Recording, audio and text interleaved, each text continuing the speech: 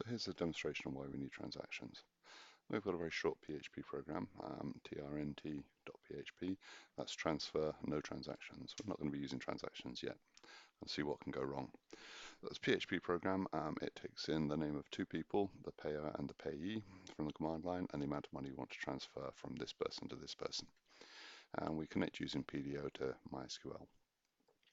So first off, we prepare this statement, which basically finds out how much a particular customer has got, and we execute that twice, once here with the payer and again with the payee, and each time A is going to have the amount of money that the first person's got and B the amount that the second person's got. We then prepare a second statement which will change those values, and we set the first person to how much he had before, take away the value, and to payee the amount he had before plus the value, and then we just print out the answer. So we should be able to use this to transfer money from one person to another. So let's go into the database and let's see how much money everyone's got. Well, let's change the amount. So we're going to update wealth, and we'll set the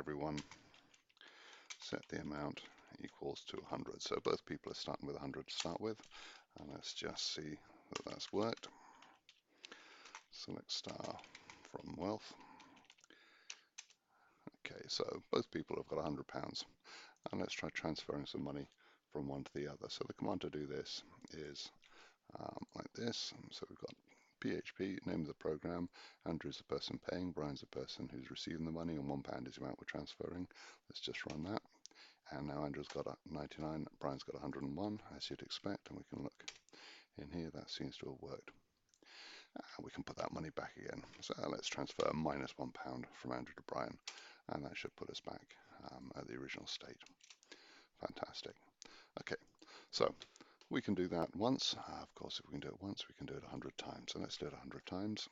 So this is a bash loop. So I'm on the Linux command line, and so this thing here will go through 100 times. I will transfer £1 from Andrew to Brian, and see, just check that that works. So there's Andrew steadily losing money, Brian gaining money, until it turns out Andrew's got no money left and Brian's got all the money. Hardly seems fair. That's the way it is. So let's undo that, but this time let's take the money from Brian £1 at a time, and we'll give it to Andrew.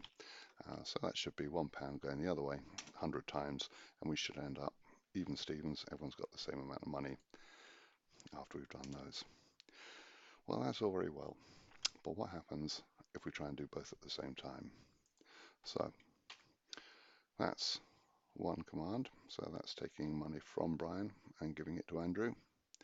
And in this window, let's try doing it the other way around, and let's do both of them at the same time. So I'm going to take that command there, and on this window, I'm going to transfer the money the other way around.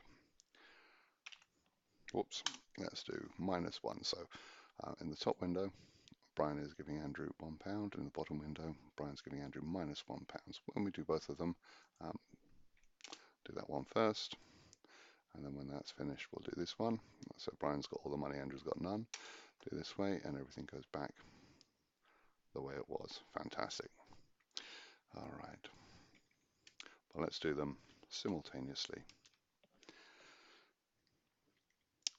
Now, looks like something a bit weird has happened. Brian's ended up with 102 and Andrew's ended up with 99 according to that. Let's just go into MySQL to see if that's true. So we want to see how much money everyone's got. Yep, looks like Andrew's got 98, Brian's got 102. Something seems to have gone wrong. In this window we transferred £100 one way, in this window we transferred it the other way. Let's try it again. So